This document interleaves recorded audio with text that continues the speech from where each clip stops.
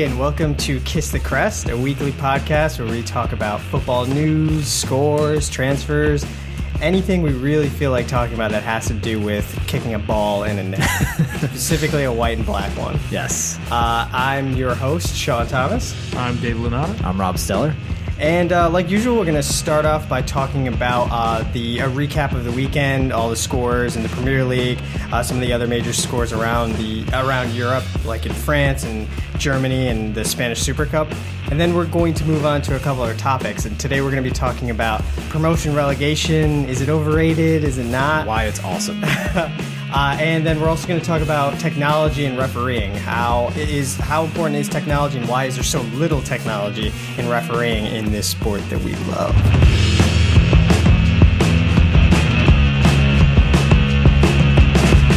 So let's get it started with the recap. Rob? Yes, so we had a busy weekend, right? So we had the second round of Premier League. United won the league already? So United got their 1-0 win over Aston Villa. Januzaj had basically the only good part of the game. Nicest goal of the week. It was nice, but it was completely solo effort in an otherwise pretty boring game. I don't know if you want to weigh in on this. Like, I felt like United just hasn't hit their stride yet. No, definitely not. They're still they're still going to do a few things in the transfer window, so they got some work to do. Still building the team. Mueller, man, they're just going to get him. Just $85 million. I mean, what do you think? What do you think is going to make them click? Is it them gelling, or is it that they just aren't showing the energy that they need to like? I think it's gelling. I mean, I definitely still think a defender and a forward, once they get they still don't have their full squad of what they need for the full season. But once they do that, it's just a matter of gelling. And figuring out the De Gea situation, so you can figure out like the back line and the keeper. I mean, right. Their goalie, that situation just doesn't help. So yeah. All right, so we had Everton beating Southampton. The Kippers. That was a surprise. That was. I mean, and especially it was at St. Mary's, yeah. And I mean, they looked pretty average last week, and last year they had been pretty inconsistent, but it was a solid win. Lukaku really stepped up. He did really well. I think Barkley had a really good goal too. And it was just an all-around good performance. I was surprised, but the boys stepped it up. So we also had Norwich beating Sunderland 3-1. We had Watford and West Brom at a 0-0 draw. We had a couple of interesting scores, right? So we had Swansea beating Newcastle 2-0, which was kind of a shock. We also had Tottenham holding to Stoke. I don't think I mentioned that yet, right? Yeah, no, yeah. We had Leicester beating West Ham, who, by the way, Leicester is in second place right now. They have a good team. They look good. Really? They look good. They just got Gökhan Inler from really? For like $8 million. How do they even have that money? I guess TV. Yeah. So we had a couple of bigger games, right? Liverpool won. This wasn't a bigger game, but they won 1-0 in what was again just not a very good performance, right? I mean, they're really just getting by the skin of their teeth, right? Arsenal beating Crystal Palace 2-1. I believe that was on an own goal. They won too.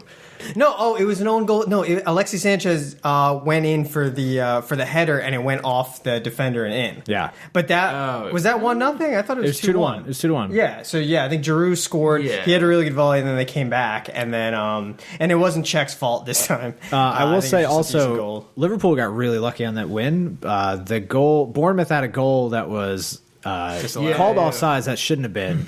And then they also had, it was disallowed, so I think there was some contact in the box, something like that. Yeah, that's a new rule, apparently, they added, which kind of makes sense, where, apparently, because that goal that happened. So the Liverpool goal that they did get, right, it was a cross in from the left side of the box, and the new rule is that if you have a player in an offside position who attempts to play the ball, then it's called offsides, regardless of whether they touch it or not. Which is what happened. Makes sense. Which is what happened, but it ended up going through into a player on the back post who scored. Yeah. And the goal counted, even though this is supposed to be this new rule. And that's they where just didn't, replay would, it would take We'll 2 get seconds. into it later. So the biggest score of the week was clearly City's performance against Chelsea. Absolute annihilation. 3-0. Goals came from Aguero, Company, and Fernandinho. And it wasn't a game where you felt like, oh, they just happened to get the 3 goals. Anyone could have won. It definitely felt like Chelsea had some chances, but I mean, in the first half, Aguero could have had like 3 goals. Yeah, City just... The hero of the game was freaking Begovic making all these saves. He made Like, some who would good have thought? saves, though. He's made some really good saves for Aguero in the beginning, and but that's, I mean, it goes back to if your keeper is the best player on your team. That means, and especially Chelsea. I mean, defense. Ivanovic was getting destroyed out there, and I mean, well, first we'll talk about the game, then get into the dramatics of the whole thing, but. I think Aguero was excellent. His goal, I mean, it was absurd. Bringing it down and then just walking around everybody and in. I mean, Aguero. Yeah, I don't know how he doesn't get as much talk just because he can't stay healthy, but he clearly, I think, is one of Hazard. Yeah. They're clearly in a league better than most, like Messi, Ronaldo status, close, like quality-wise. It's another one of those things. It sucks that they happen to be there at the same time as Messi and Ronaldo, because otherwise they'd be. It's absurd how good they are, and I don't know. Then the Company goal, which was, I mean, it was funny because it felt like it came out of nowhere. I mean, it was I think it came off a corner and it just, I mean, there was a sub during that. It just felt like downtime, and then perfect shot all the way to the side post and then in. And then Fernandinho's goal, I mean, that was just a beauty. But it was all, I mean... Ray Hudson had a lot to say about this game. It's crazy to see Chelsea in this position. I mean, they did not look... No, they, for a lot of people who were coming out and saying Chelsea had a good chance to get the title, they just did not look like that team at all. And it's, I mean, okay, we've always been criticizing the fact that they did not strengthen in the summer, and you have to, even if you're just as good as you were before, there has to be some freshening up because people know how you play. Right. But this... Even for them last year, this didn't look like them last year. Like, even the same team, it just didn't feel right. And I was surprised, some really bad performances. Fabregas didn't do well. Costa was doing his own complaining every time he falls down. Like I said, Ivanovic, like, it was not a performance to remember. Hazard, I don't think did that great. Yeah, he's really their only player that's playing somewhat decent right now, I think. Yeah. It's not even resulting in anything, so... what do you think they do moving forward? The transfer window's closing, and the options are just not there. There's no big name they're going to sign. Well, maybe one. I don't know. It seems like they have the talent, right? I mean, they have. Yeah, it's not. They have a lot of the guys that they had last year. Diego Costa, Fabregas, Hazard, and then their whole back line. That should be enough to win you games. I mean, granted, they lost Czech, but that's backup. And Begovic stepped in well. Yeah. The goals were not ones he could have saved. The Aguero was a great shot. Coutinho was ridiculous. Company, I don't think they were anything where you're like, Begovic did well. Courtois, I don't think would have saved the other ones. Maybe one. Yeah. I don't know. Yeah. But I don't know. It's shocking for sure. Is this the title already? Are we calling it? No, of course not. You can't, I think anyone who says that, it's just a guess at this point. saying that, Sean. I'm saying it right now. I'll give it as a Barca fan thinking last year, Madrid went what was it? They did a record of 22 games unbeaten or something. Ronaldo was on pace to do 70 goals in the league. It was absurd. And then all of a sudden, the second half of the season, completely different. You can never know what's going to happen because maybe they'll win. I'm not saying they won't win, but you can't know yet. You won't know. Aguero gets injured, And also, I guess, I'm sorry, we're talking so much negativity about City. Let's talk, about Chelsea. Let's talk about City. City looked solid, and Company stepped up. Company got so much crap last year because he was just really poor. He was getting beaten left and right. And he stepped up this game. He did really well defensively. Aguero obviously always steps up. So they got their only big signing was Sterling, who hasn't done anything. Yeah, he was dangerous. He didn't really do anything. He played well. I saw nowhere near like considering it's his he's not second scoring, game which on is the team. most. Did he play the first week? He played the first week though. He's not like and I remember I'm pretty sure he had an open shot. Yeah, but Aguero centered him. And he did have skied it. Yeah. No, I kind of agree. I think, but he's showing what he has, the speed, and he can be dangerous. But you still, you want somebody who can score. Like, it can't just be Aguero all day scoring. Like, Sure. you can't. Yeah, rely on and that, I mean, but- he gets injured too. So what happens when you lose him? Yeah.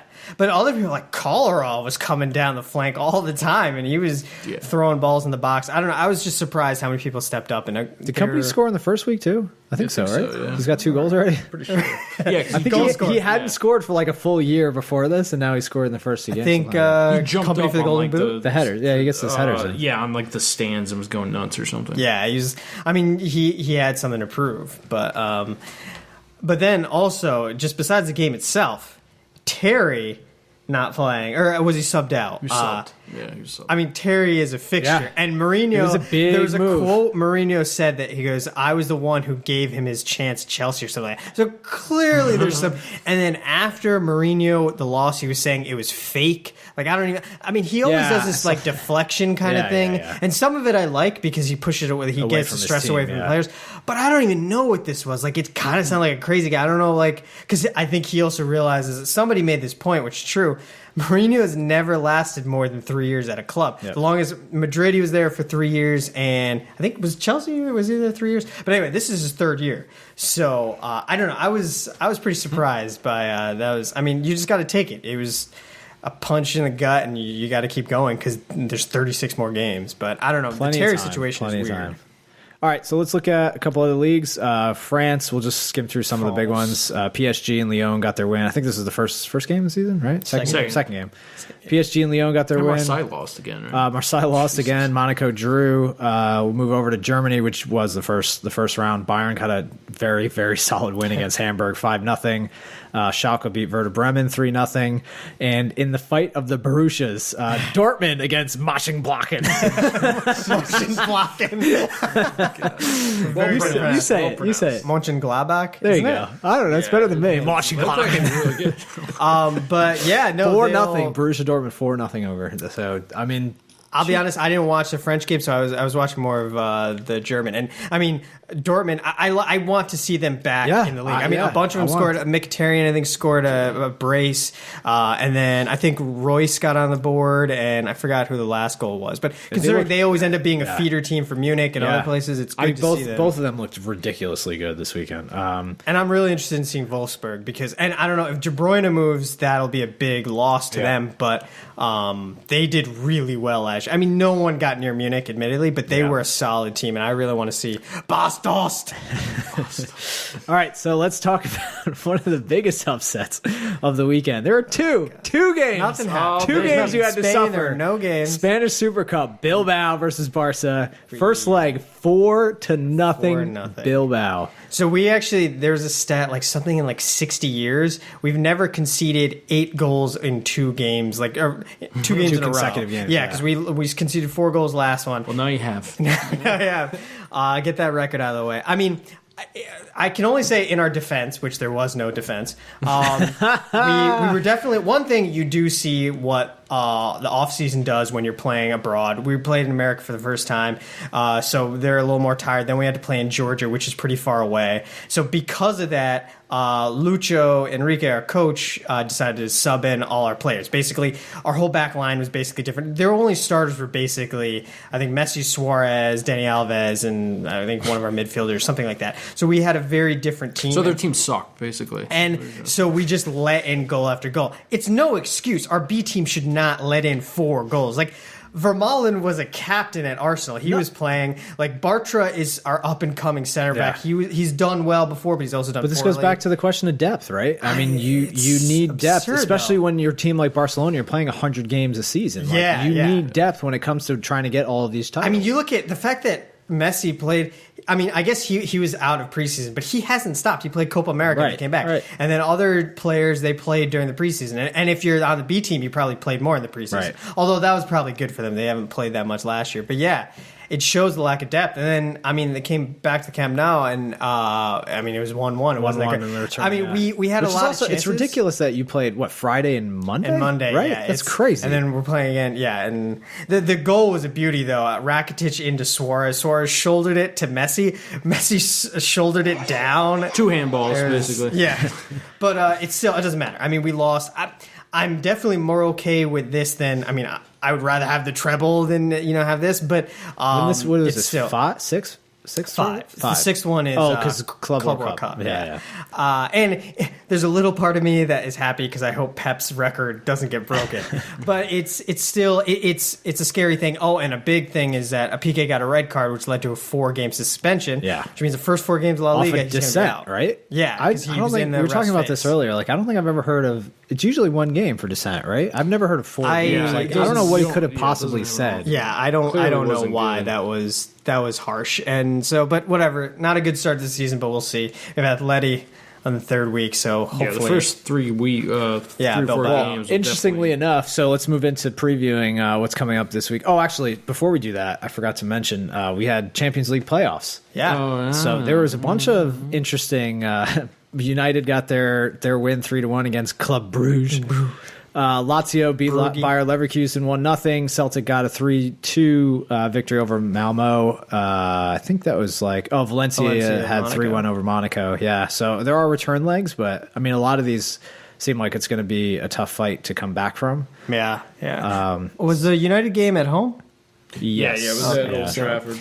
I think it's going to be tough to overcome some of these. I think the Celtic Malmo game is still up in the air, but Malmo got what was it, right at the end, 94th, I think, right? So wait, I thought Celtic got it.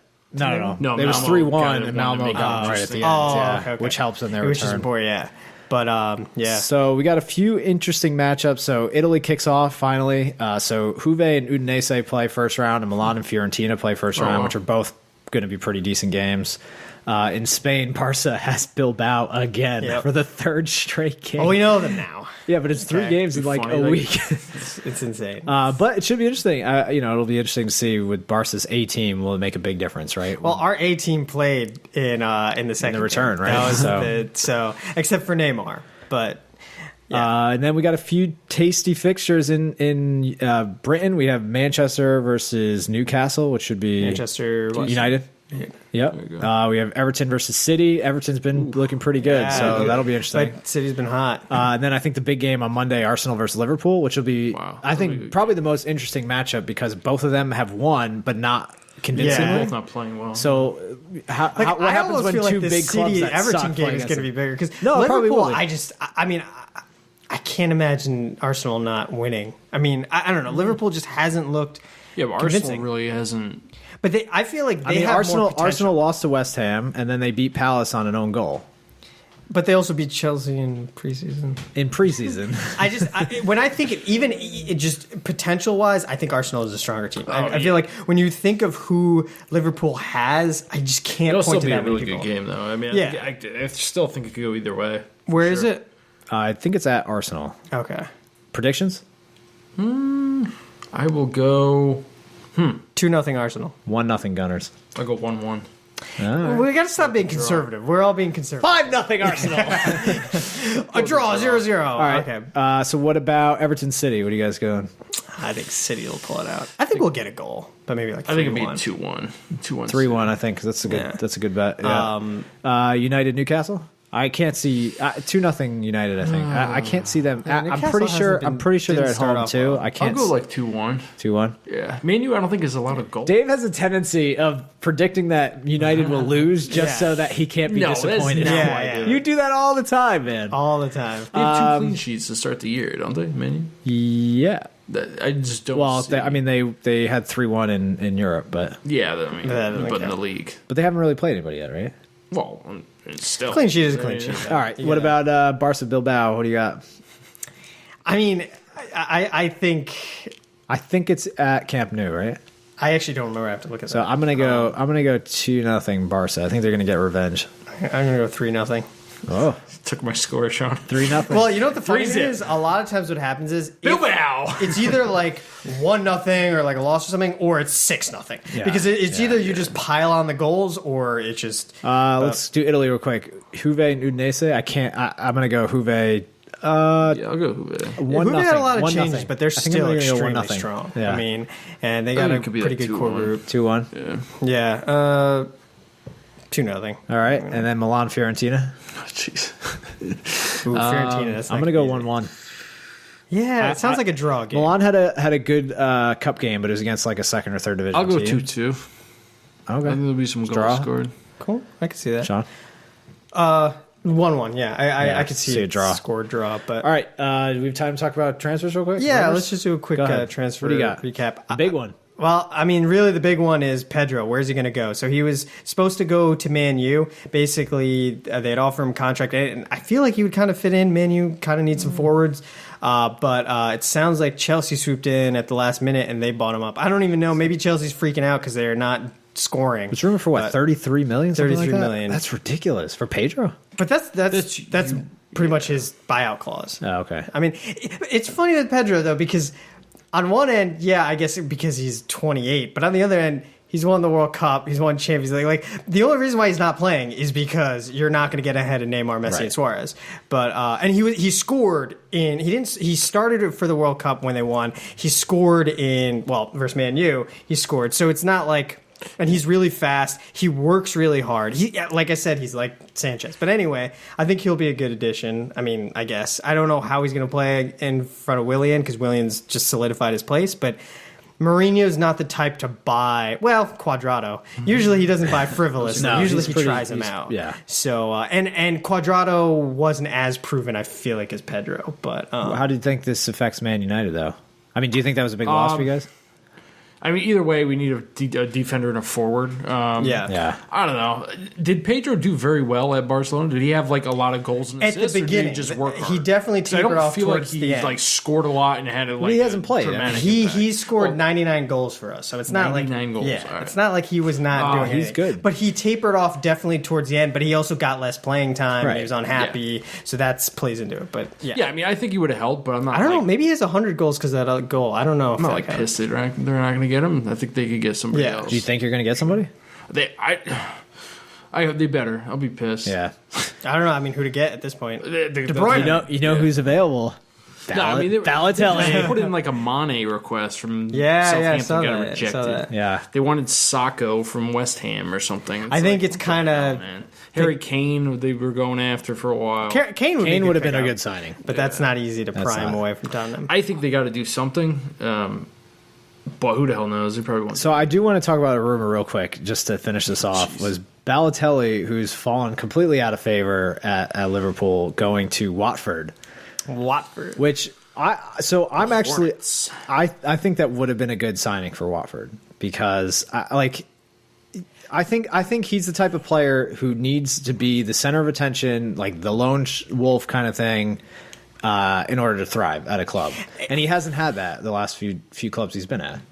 He's the kind of player it should be a good signing. He's big, he's strong, he can finish sometimes, but it never works out. Like he should be like when Liverpool got it, a lot of people deride him, but it wasn't that expensive. It was kind of like, well, whatever. If it doesn't work out, it's not like Andy Carroll where we spent 40 million on it. But the thing is, this is what always happens. So even if they get it for Watford, if he acts like a diva, he could destabilize the rest of the team. Exactly. You know, and you have this team that I guess they're clicking better than you would expect. I mean, they're brand new to the Premier League. That's true. For now.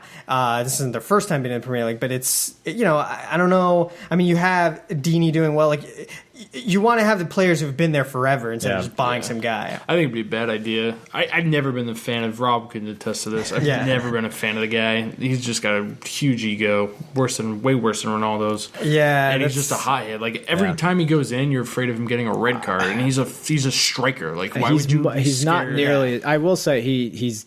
I know you don't agree with me, but he's gotten a lot better.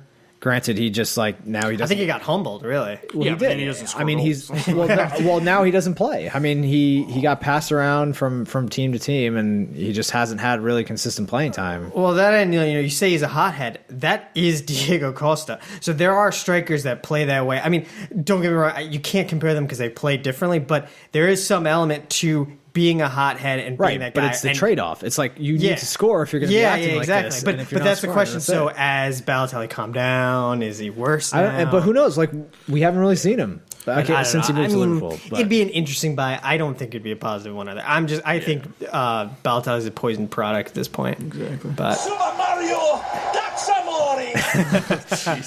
Well, with that, we will take a quick break and we'll catch you after the half.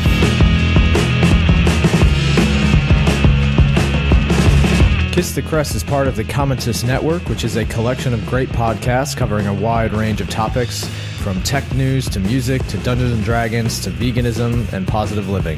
For more information about Kiss the Crest or to check out our other great shows, go to thecommentist.com.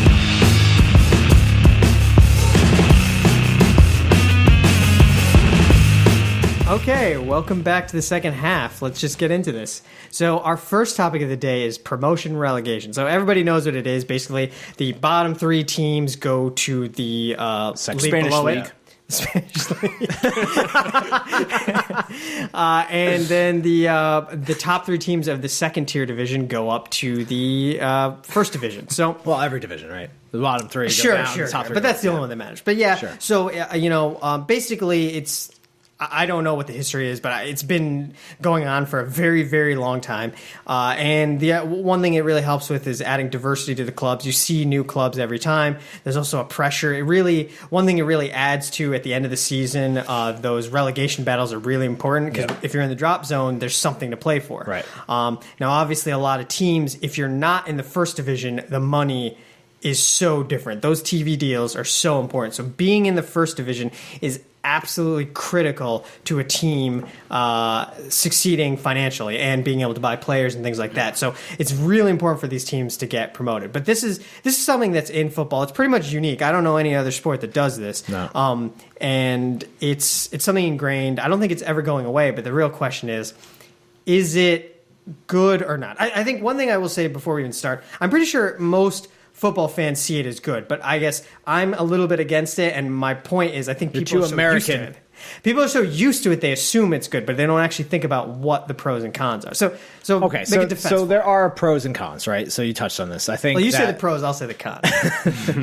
No, let me start with the cons, so I can just take away your arguments altogether. So, I mean, it is devastating for teams that get relegated. Like, you're losing millions of dollars in TV deals, sponsorships, things like that. Like, a lot of teams, once they go down, struggle to get back up. Oh, it sucks. And you also see temes that kind of slide too, like once they and you also lose a lot of your top players, right? So if you're out of the Premier League, let's just use that as an example, you're going to lose some of your top players because they want top flight football.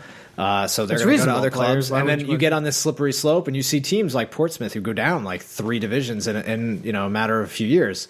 I think the positives, though, right, as you touched on this, Shawn, is that it just brings another level of excitement, right? So in every other sport, like who really gives a shit about the bottom teams? Like watch the mouth, Shawn. At the end of the year, like if you're not battling for playoffs, then who cares, right? Yeah, battling for the first draft pick. Yeah, exactly. I mean, you almost want to lose. You're almost incentivized to lose. Well, yeah, you see players realizing A, I don't want to get injured, or B, I want to be, my contract's ending, so I want to get a new contract. So I'm going to play just for myself, not for my team. Yeah, because once the playoffs are already decided, the relegation battle, I really enjoy watching because you have players leaving everything out because they don't want to go down, right? And you just see, another level from them. You also have, like you said, new teams coming in. You have it mixed up. You have 3 new teams into the league every year, and then you have these kind of stories like Southampton who came up and then ended up in the top half of the table and got results against the top clubs the first year in Premier League, right? You also have teams like Nottingham Forest back in the day under Brian Clough, like they were in the Premier League and then ended up winning back-to-back European Cups. And then as soon as he left, he went back down. And I think it's just these stories that come up that, again, I just make soccer and football just so much better than every other sport. Is that you have you have these storylines that just cannot exist in other scenarios. Well, okay, so... And I will say real quick, one of my favorite events of the year is the championship playoff game, because the way that the third team gets promoted from the championship, the second division in England, is through a playoff between the third through eighth place team. Yeah. And they do a knockout style tournament, and the winner gets promoted, and it's called the $1 million game or whatever because of the endorsements. But like that at Wembley, like in front of more fans than they probably ever played in front of, like that is one of the most exciting games I think in the football calendar. So I mean, first I'm going to say that's wrong because I think you love that idea of red card. You're out. You're muted for 5 minutes. Dave's turn. All right, guys. Anyway, what do you think? What's Yeah, I love it. Took my red card seriously. Red Sean's kicked out of the room. You're no longer allowed to participate. The next 3 podcasts, you're gone. No, it's actually 4 because it was verbal. It does just competition is so much better. Like if you compare it to American sports, like Rob was saying, or I was saying, the draft picks. Now what they've actually done is if you finish, which they're trying to get away from teams tanking, they've actually made a lottery. So just because you finish last or second to last doesn't guarantee you the last pick, which is trying, I think, to prevent teams from tanking. Yeah. But like in hockey, any sport really, if you're a top team and you're playing the last place team and there's like a week or two left in the season, you have no incentive to win. So it's just like these teams are just going out, maybe to knock them out of the playoffs. So whip-de-doo. If you don't, who cares? Well, so a couple things. First of all, the relegation battle and the championship playoff. You're talking about what, like 5 games total?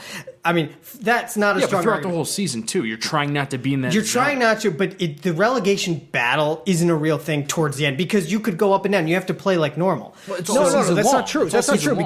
because one win. I mean, you Dude, they talk about it all season long. right, and do, you have but I think teams. it's You have overhyped. teams in the That's what I'm bottom. saying. Why was it overhyped? You have the last 5 or 6 Red teams. card, you're out again. 6-match ban. You're out. You're off the podcast. Okay. No, but you have like a 6-point difference usually separating like the bottom 6 clubs. I agree, So one but win, there's one no- win makes a huge difference. But the whole season, you have to play well. It's not till the end where you realize that, like, if you're in the start of a tournament, you want to win the tournament, so you have to play well. But it's not till you're in the finals that you feel like, we have to win this. Same thing, the relegation think battle, that's true. you always have to play well, but the thing is, it's not to the last weeks where you start realizing your demise is possible. Even after the first 10 games of the season, you have a pretty well-established bottom half, right? And then you have the bottom clubs who are, bottom 6 or 7 clubs who are in that relegation fight. And that's when, you have storylines where you see like a team. Do they play that much harder for half the season? No, but they that's the thing. play But that's the hard thing. at Is the you end have of the you have season. teams like Leicester who may take a point off of United or something like And that. it's It becomes a huge deal for that club. But because the thing that is, one that point would have happened even if there wasn't relegation. They might still Right, but it play. adds an extra Maybe not the last storyline to weeks. it. Maybe not the last weeks. But here's the thing. So I think that counts for a couple of games, which is nice. But I don't think that's big enough to really point towards like this thing. I think the other problem is, okay, you have fresh blood, you have new teams, which is nice, but there's so much turnover, and this is what gets into, in my opinion, the bigger problem, that by doing this system, especially now as teams have gotten more money and it's gotten a little more centralized, there's no way to really build a base of fans, because you know what? I had a friend who became a fan of Blackpool. Just wait. He was a fan of Blackpool, and they were, I don't know who he liked on their team. They ended up getting relegated, right? So they got into the championship. All of a sudden, it was more difficult for him to watch the games. He couldn't follow. Where was he from? America? Exactly. So if you're in England, I mean, like, I'm not saying you But don't it's follow still- teams from other Yeah, countries. but money comes if, from all if over I was the a world for these Yankees clubs, fan and they though. got relegated, I would still be a Yankees fan. Maybe I wouldn't be able to. But the thing is, you're talking, there are so many teams in England.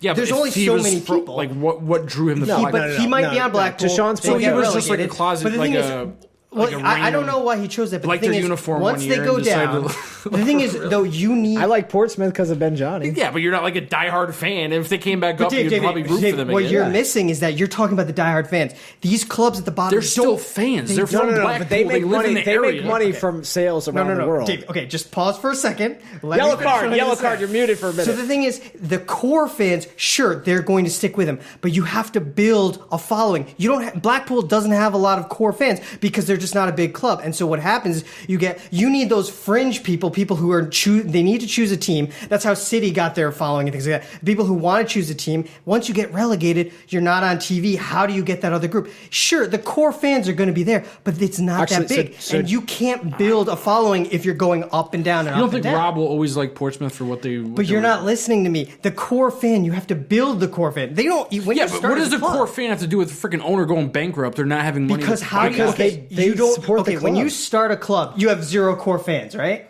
Right. How do you get core fans? Either you're from the area, you like a player on the team, you are in a relationship with somebody on the team, cousin, brother, friend, somebody you played with. And do you think there are enough people you'll that always- have a I don't think connection to just the because- team that it's going to build enough Obviously. base that you're going to make money? I mean, you well, think if you about don't have in a London, connection, how then many they'll- clubs? So then they just don't go to the Premier League. What's your point? I don't get it. That's the point. You can't build a following at all because you have to build a following So from you're not saying- just people who are friends So, of friends. so you're saying you have to because build they fans. don't have a following that these teams just go go back down. I'm saying they can't build a following, so they can never get above the bottom half because they never get enough money to do well. That's how they start, essentially, no? They start, but how do you build anything if you're always once you get relegated? All of a sudden, all the people outside of your town, outside of your best friend, and there are examples, but it's so rare. You look at all the other teams. When you look at the last 5 years, I think every team that was in there has been relegated or they just got promoted. I'm pretty sure when you look at every team, Southampton was the outlier. Same thing you see in other leagues. No, it's not like you see that many big look stories. At Leeds United. Leeds United came up. They won the Premier League. Now they've fallen off. Like they haven't been in the Premier League. But that's what I'm saying. They're never consistent. And you see this centralized power because no team. So you'd rather have the base. same 20 teams every single year? I don't think anyone cares about the bottom. I don't think anyone cares about Crystal Palace. I don't think anyone cares. But you take so much away from it if you're taking relegation away. If nobody cares about those bottom teams, why do you care? At least people who they have following. What are you talking about? What followings? It's just the core following. There's no other bigger fans.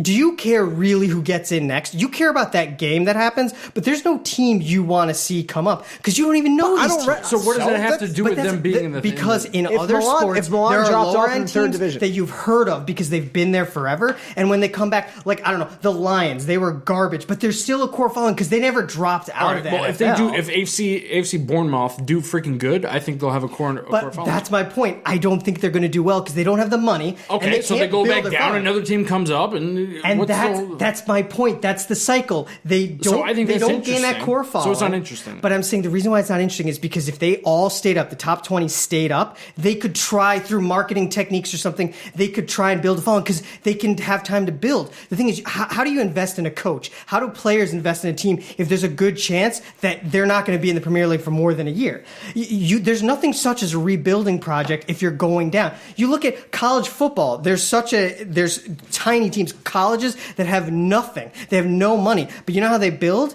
They build over time because they're still in those big leagues. So Baylor's a great example. They were in the Big 12. They were a joke for years. They had Art Briles. He did not do well for the first 3 years, but they slowly got a couple good players. Art Briles had his system. They got better recruiting, and now they've been in the playoffs more than once. And you can't build that if they got sent to. So you think their core following that you say is so big now that they're just never going to be bad again?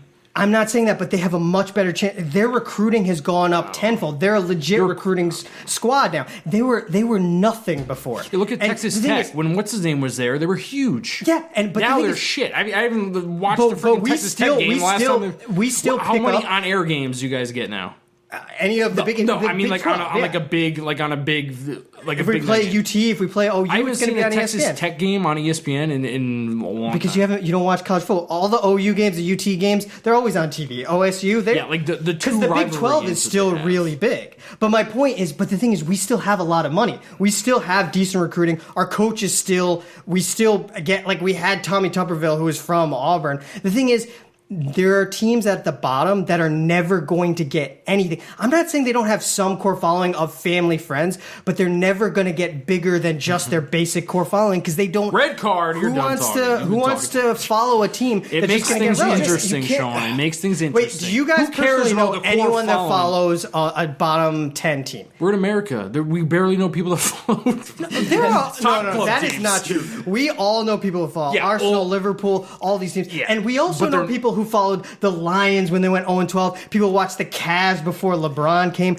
We know that they had people that watched. So you want to take away promotion relegation? Because I don't think it adds anything. What do you mean it doesn't? It doesn't add enough that if you want to add competition, you need clubs that can actually build a following. So you think getting rid of promotion relegation will make it's just specifically the it's Premier League more better. like you'll think it'll make it better. I think it'll make it more. You'd have to change everything because you'd have to bring in a draft system then, or else because you'd always have the top club, the top four being the top four. Wait, what do you mean? Why would you have to do a draft? How else would bottom? How else? All right, assuming that let's just say Watford, they would be in a better position than they would before. Let's just say Watford stayed in for now, so they got rid of this, right? Yeah. How is Watford going to build anything? They get all the TV money every single year. Whereas if they go down this year, they lose all that money. So where do they invest?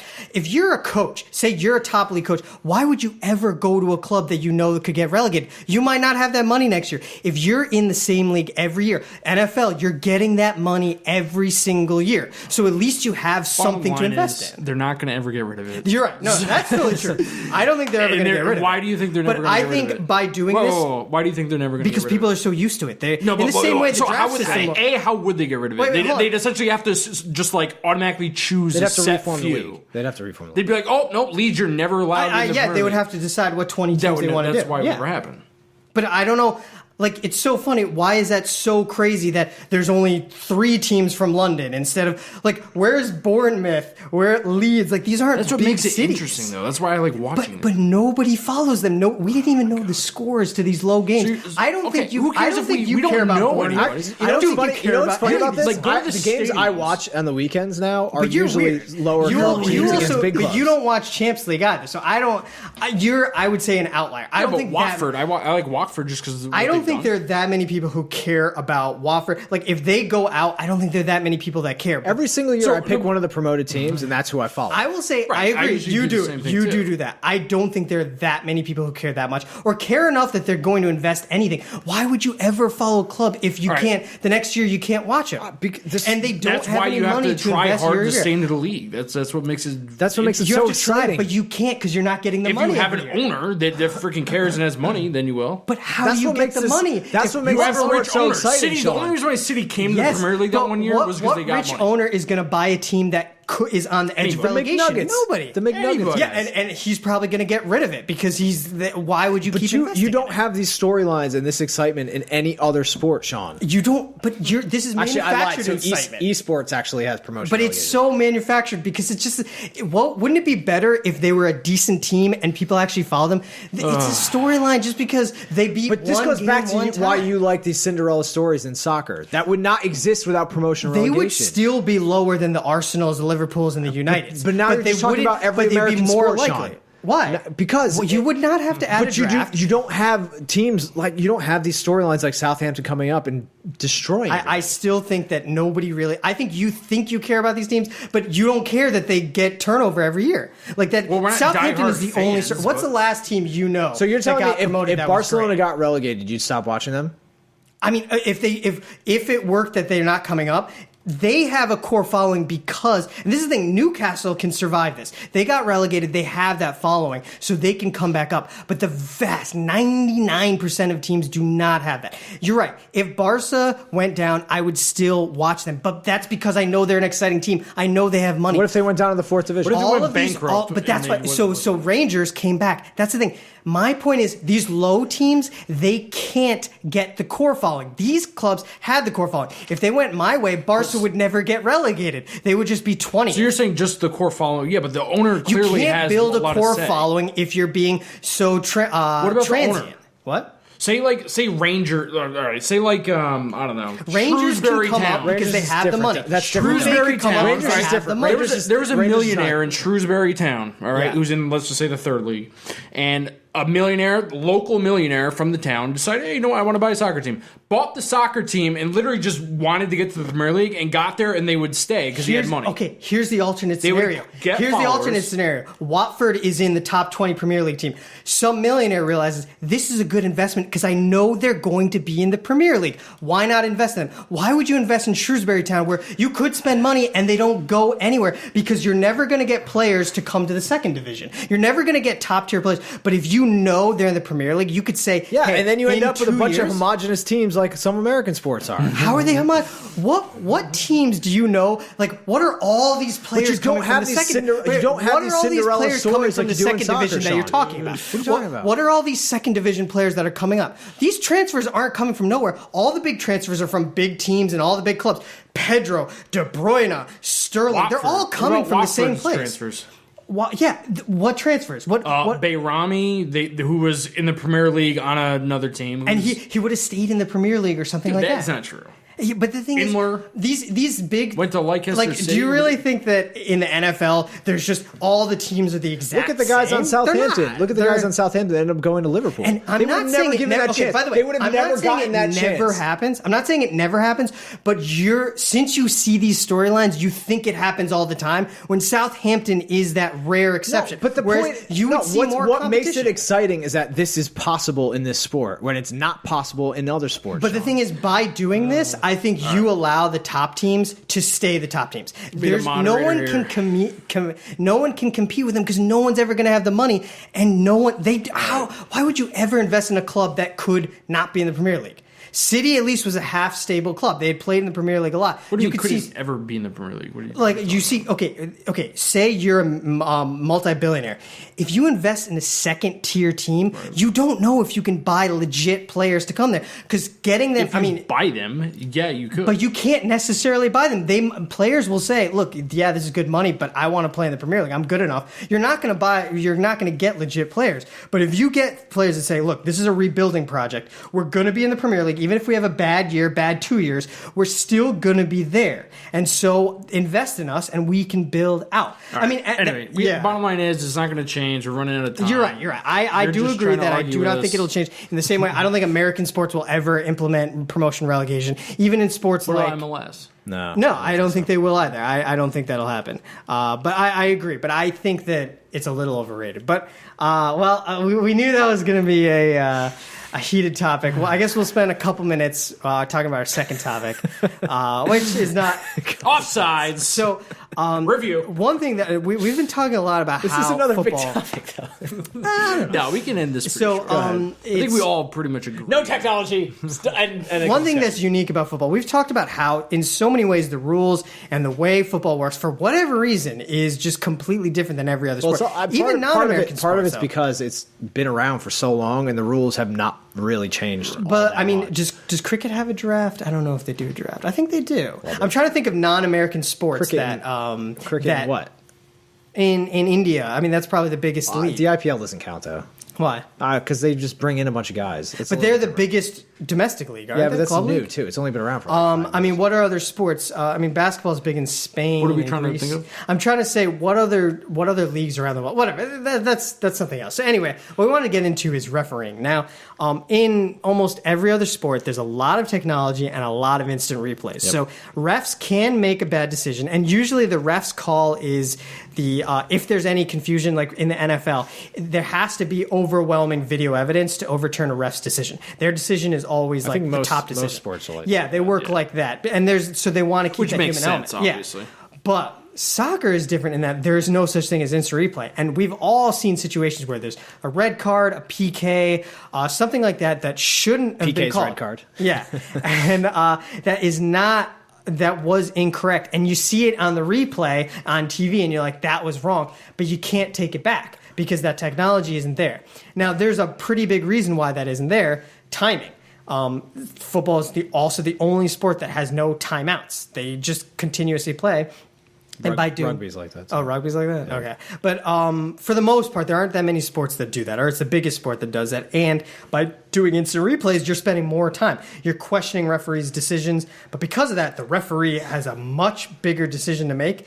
And it's, in a way, much more subjective. If there's a red card, you have to think about intent, PKs same way. I mean, it's all decision. You see this all the time where based on the ref you get, you might get different calls. Yeah. So what do you think? Do you think there needs to be... I mean, it took them this long to get goal line technology. And not even every league has it yet. And goal line technology is probably the least controversial thing. If it goes over the line versus not going over the line. I mean, red cards are way more controversial. So, and it's interesting because I think there were talks of doing something similar to goal line technology for offsides, like where they'd be able to tell kind of real time whether someone was offsides, or like there'd be which would be cool. Somebody basically in a booth who would have line of sight or something that would be able to like signal to the ref.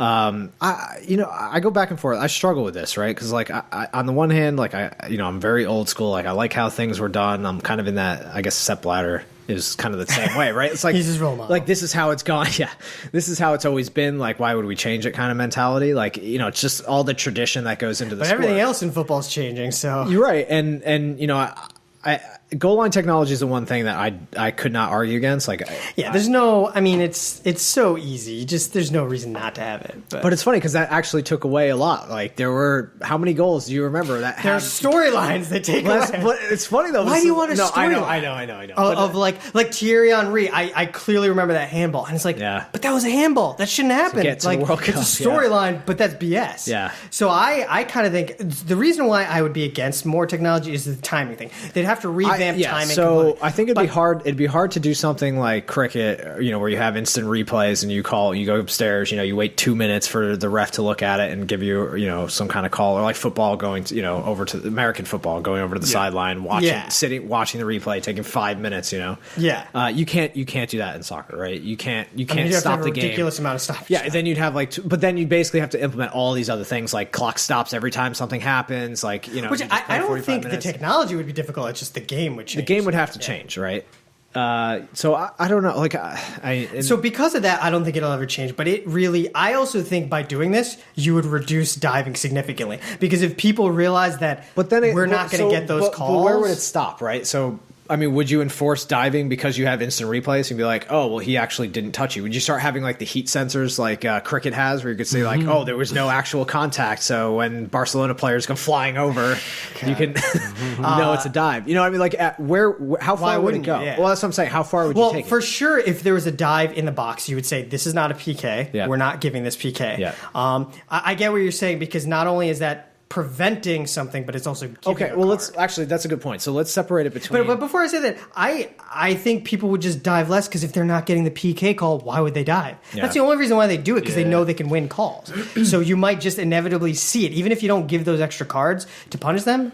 So there's and you look stupid. There's a couple things. There's a couple of interesting things, right? So like offsides, I don't know. It kind of goes both ways, because like, there are stops in play, right? So when a foul is called, there is a stop, right? So like a PK call, for example, that's like you could have somebody watching it real time and replaying it pretty quickly to say whether or not that was an actual. Yeah, there's PK. also a question: how quickly could they do it? Right. If So it was and then quick, like offsides calls are the same thing. Like when the whistle's called to give an offsides, you could have somebody actually. But at that point, like, what are you going to do? Like say, oh no, just kidding, it's a goal. Yeah. Like I don't know. Like that's a confusing thing too. It would change everything.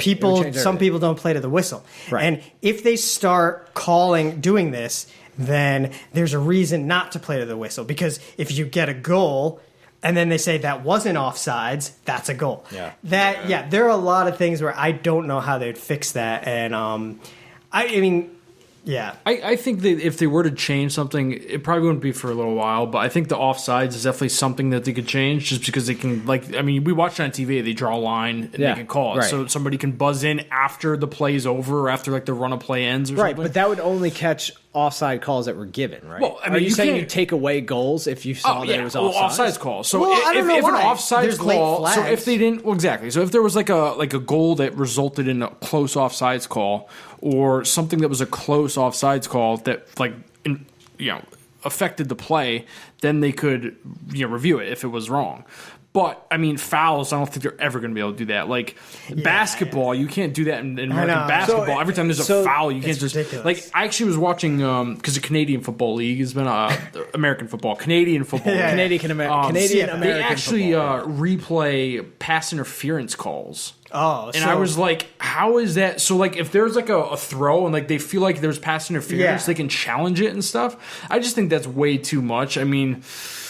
Well, that gets into the fouls and like the cards, and that's going to be extremely hard to have. Well, so replayed. they actually do overturn calls after the game. So, like, for example, with red cards, like they may say, okay, you actually did get hit on a dive, so you didn't deserve that card. That's kind of a bad example, but like you definitely did intend to do something, so you're going to get a 3-match ban instead of a 1-match ban, or something or like the that. other way, or just miss it completely, and you're like, oh, okay, you kicked the guy in the face, like he needs to get suspended for this. I mean, or bit him in the shoulder, but I think he got suspended for that. Not enough, Shawn. Not enough. Was it lifetime? No, it wasn't lifetime. I think handballs could be something else they could definitely do. Especially, so what annoys me is those things that you get in those situations where it was so blatantly something done illegal, and they don't get punishment for it because a call wasn't made. Maradona. I would say Maradona. I mean, clearly everybody saw in the replay. That I think eventually they could add. I mean, it wouldn't be anytime soon, I don't think, but that would be something they could add only in certain areas. But how do they do that? So basically, you need a ref. Offsides, I think, is something that's also not I don't think they're going to stop the clock, so you'll just have longer stoppage time. So basically, you'd have a ref who is watching in a booth, like kind of real time, who could just replay instantly. Which they might already have, like some, like, you know. I don't think but so. Basically, I think it's always the funny thing is the crowd sees the replay, so they react, and the people watching TV, they know. So basically, if you have a ref in the booth, you'd say, okay, as soon as a goal is scored, or a big call is made, they would be able to watch it and give feedback within like 5-10 seconds. And it might not be that hard. One problem in like American football, it's a small ball and there's so many players around it. There's usually not as many players around a ball in soccer. There's no like almost like a scrum. So that's what oftentimes takes so much more time in American football. So you might be able to do it quicker. But honestly, I would think possibly my least favorite thing about this sport is the diving. And the worst is when you see somebody dive and you like the Dani Alves. There's one we were playing in Madrid and you saw him clearly he wasn't hit at all, and he went off on a stretcher, and it just annoys you when you see it and you're like, you clearly made that up completely. And I feel like I just wish there was a way to cut that out. And I don't think it'll happen, but I wish it's so ingrained in the game. I feel like instant replays would probably be because people say they're going to enforce diving, but you can't. Because how do you do it consistently? But if you do replays where everybody knows, like, okay, that was a dive. So where does the line get drawn? So like, look at the Liverpool goal this weekend, right? So would be something that should have been called offside. Even Martin Tyler was saying that should be disallowed. I mean, like clearly all they had to do is just like have somebody like to the head ref, hit a button, buzz him in or something, and basically just have like a committee in the booths, both like all agree that but clearly all you was could no do, goal. all you could really do with that though is not give goals. Or disallow goals that were already right. I mean, you can't get rid of everything. Like, in all sports, they don't get rid of everything. But that would be the trade-off. My point is like you can't allow my point goals is like that are if there was somebody who was onside that was called offsides, like after the fact, who cares? Like you can't go back and reenact the play. I would think that would be a step. That would be. I think one thing that all goals should be reviewable. Less goals. All goals should be reviewable. I mean, they don't necessarily have to be reviewed, but they should be reviewable. PKs, I think, also. Yeah, and so PKs and possibly straight red cards. Possibly. But the only problem with straight red cards is this is one thing. Refs have leeway. If they feel like there was violent intent, I mean, some are obvious, whatever, you like kick them in the face, but there's some that like verbal things you could too. say, You're not going to get on a replay, right? Yeah, that's true, unless you mic everybody up. So I would definitely say goals for sure, and probably PKs. But even PKs, some people, there's definitely, even after you see the replay, people are not saying, oh, this was 100% a PK. I mean, people say that, but there's to your point, like dives, right? So you could look at dives really quickly. Well, I don't know. In order for any of this to happen, though, it would have to be almost instantaneous. Like you would have to have. Well, it could be to make this call. Within a minute, everybody knows whether it was. But but a minute is way too long. I'm saying like why? Because it breaks up the flow of the game. Because you have but if you think of it just like if somebody's injured, you add 1 minute to stoppage time. Yeah. If you start getting to 5 or 10 minutes, that's bad. Yeah, but I mean, if you're getting to the point where you're reviewing like 5 plays and a half, like that. But you know what automatically happens? All the players get pissed off. They run up to the ref and they yell, and they waste 5 minutes anyway. But I'm saying, like, if you get to the point, not going to yell. If you get to the point where you're reviewing every goal, like you're reviewing every call in the box, you're reviewing every. It's not like every minute you're stopping to review a play. I will say one. That's why it's going to be like only on like offside calls, like that result in like a goal or something, or only handballs in the box, or only like PKs in the box, or only like stuff like that. One other thing that I really don't like in football, and I think it has to do with the fact that they don't have this kind of system, is whenever there's a bad call, every player gets in the ref's face. Don't get me wrong, other sports they get in their face, but they know at the end of the day there's going to be a system to figure it out. This goes into what happens is they get in their face, it kind of gets violent, and then all of a sudden the refs have a situation. You see it happen where they don't give another call later because they feel like, oh, I gave a bad call. Then like, Fabregas kicks a ball in his in his face. Like I feel like that in your face thing might happen less because they know there's a system in place. They would still happen, but it wouldn't be as bad because they would know we're gonna check this out. Yeah. And if you say I didn't touch it with my hand, but the replay shows I hit it with my hand. Yeah. Admittedly, though, if it took this long for goal line technology, I mean, even with the step bladder out, I don't think it's going to happen. Soccer's a very slow-moving But two things I wish that were out were diving and like just being in the ref's face. Like it's tough to be a ref. And Barcelona winning titles. Well, we'll see. Apparently this year we might not. But yeah, that was a good podcast. We got pretty heated. I like this violence in sport. I think you got 2 red cards today. Good. Yeah, because you guys were against me, so you just gave me red cards. Isn't that how it works? Well, what if I gave you guys red cards? We were bribed. Match fixing. That'll do it for the week. I think that'll wrap it up. So if you can, check us out. We're doing this podcast every week. Check us out at thecommentist.com. We have a few new podcasts coming out. We have a vegan podcast, a tech podcast, a D&D podcast. We're in everything. Hip-hop so if you're politics, interested, if you have an interest in life, you should go to commentist.com. We got something for you. We have something. So, yeah, please just follow, rate, and subscribe on iTunes if you can. Give us 5 stars if you like us. Give us a comment if there's something you want to hear more about. If you're really into the A-League and the K-League, just tell us. We'll start seeing if we can get into it. We want to hear from you.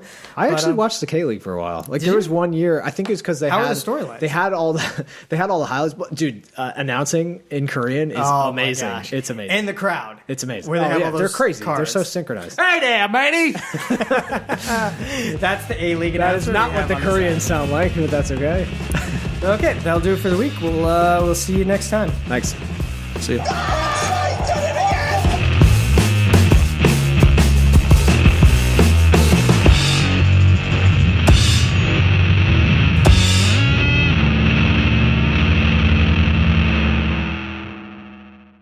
You know, Begovic did well. Courtois, I don't think would have saved the other ones. Maybe one. I don't know. Yeah, but I don't know. It's shocking for sure. Is this the title already? Are we calling it? Of course not. You can't, I think anyone who says that, I mean, it's just a guess. At this point. saying that, Sean. I'm saying it right now. I'll give it as a Barca fan. Title. Thinking last year, Madrid went like what was it? They did a record of 22 games unbeaten or something. Ronaldo was on pace to do 70 goals in the league. It was absurd. And then all of a sudden, the second half of the season, completely different. You can never know what's going to happen because maybe they'll win. I'm not saying they won't win, but you can't know yet. You won't know.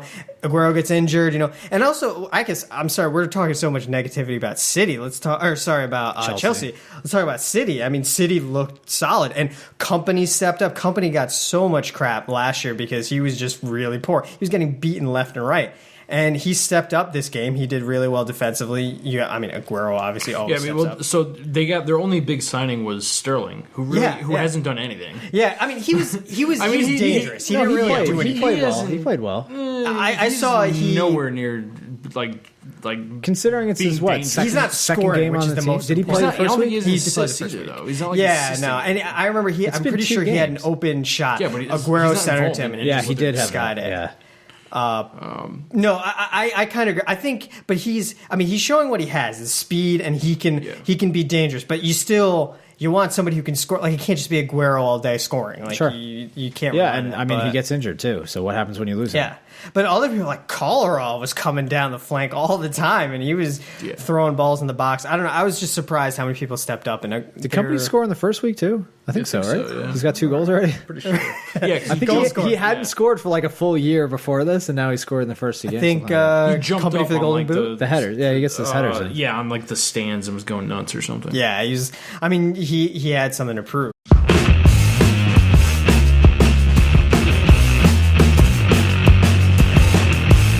Hey, and welcome to Kiss the Crest, a weekly podcast where we talk about football news, scores, transfers, anything we really feel like talking about that has to do with kicking a ball in a net, specifically a white and black one. Yes. I'm your host, Shawn Thomas. I'm Dave Lunata. I'm Rob Steller. And like usual, we're going to start off by talking about a recap of the weekend, all the scores in the Premier League, some of the other major scores around Europe, like in France and Germany and the Spanish Supercup. And then we're going to move on to a couple other topics. And today we're going to be talking about promotion, relegation. Is it overrated? Is it not? Why it's awesome. And then we're also going to talk about technology and refereeing. How important is technology, and why is there so little technology in refereeing in this sport that we love?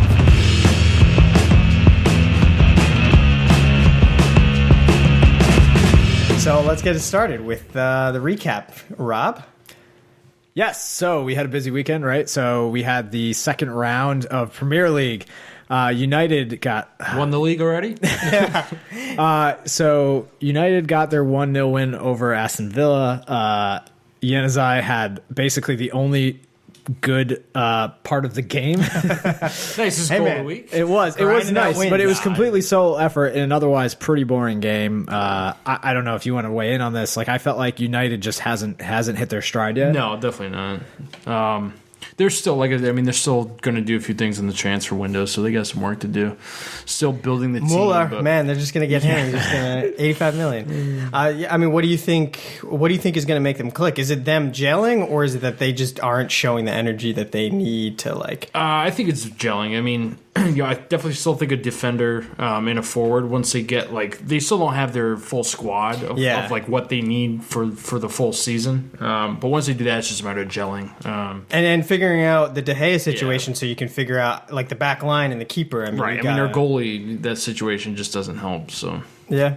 All right, so we had Everton beating Southampton. The Kippers. That was a surprise. That was. I mean, and especially it was at St. Mary's, yeah. And I mean, they looked pretty average last week, and last year they had been pretty inconsistent, but it was a solid win. Lukaku really stepped up. He did really well. I think Barkley had a really good goal too, and it was just an all-around good performance. I was surprised, but the boys stepped it up.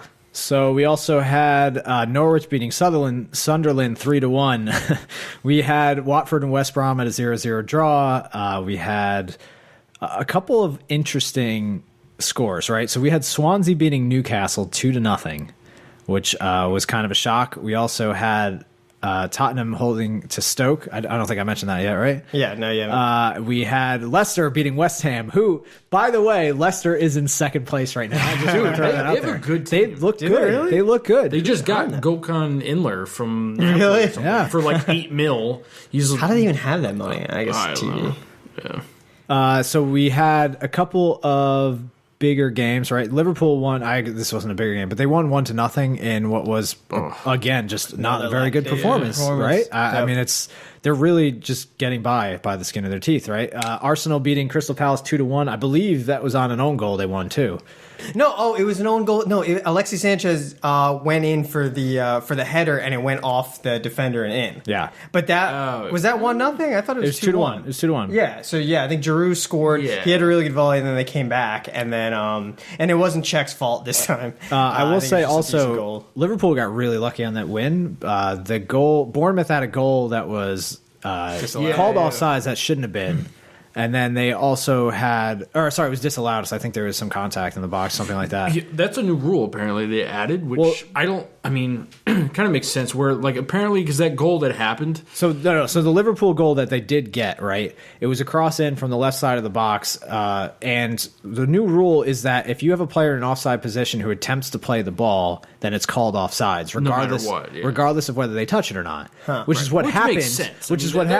But it ended up going through into a player on the back post who scored, and the goal counted, even though this is supposed to be this new rule. And that's they where just didn't, replay would, we'll get into it later. So the biggest score of the week was clearly City's performance against Chelsea. Absolute annihilation, 3-0. Goals came from Aguero, Company, and Fernandinho.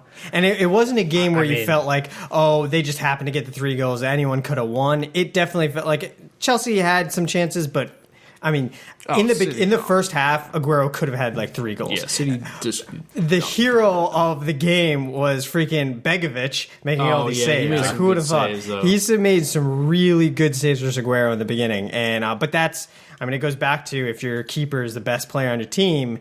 That means, and especially Chelsea. I mean, defense. Ivanovic was getting destroyed out there, and first we'll talk about the game, then get into the dramatics of the whole thing, but.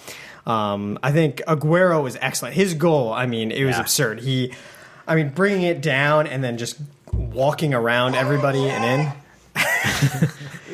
Aguero.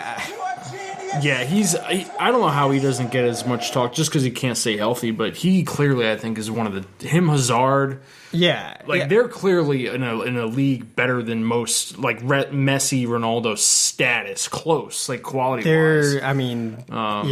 It's another one of those things. It sucks that they happen to be there at the same time as Messi and Ronaldo, because otherwise they'd be, it's absurd how good they are. And, I don't know, then the company goal, which was, I mean, it was funny because it felt like it came out of nowhere. I mean, it was I think it came off a corner, and it just, I mean, there was a sub during that. It just felt like downtime, and then perfect shot all the way to the side post and then in. And then Fernandinho's goal, I mean, that was just a beauty. But it was all, I mean... Ray Hudson had a lot to say about this game.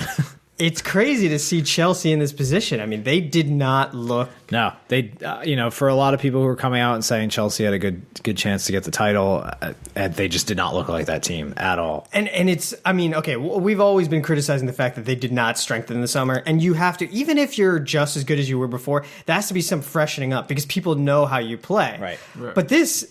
Even for them last year, this didn't look like them last year. Like, even the same team, it just didn't feel right. And I was surprised some really bad performances. Fabregas didn't do well. Costa was doing his own complaining every time he falls down. Like I said, Ivanovic, like, it was not a performance to remember. Hazard, I don't think did that great. I mean...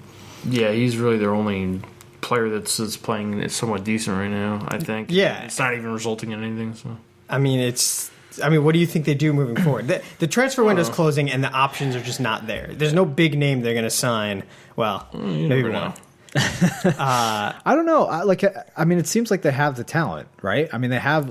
Yeah, it's not. They have a lot of the guys that they had last year. Diego Costa, Fabregas, Hazard, and then their whole back line. That should be enough to win you. I mean, granted, they lost Czech, but that's backup. And Begovic stepped in well. Yeah. The goals were not ones he could have saved. Aguero was a great shot. Coutinho was ridiculous. Company, I mean, I don't think they were anything where you're like,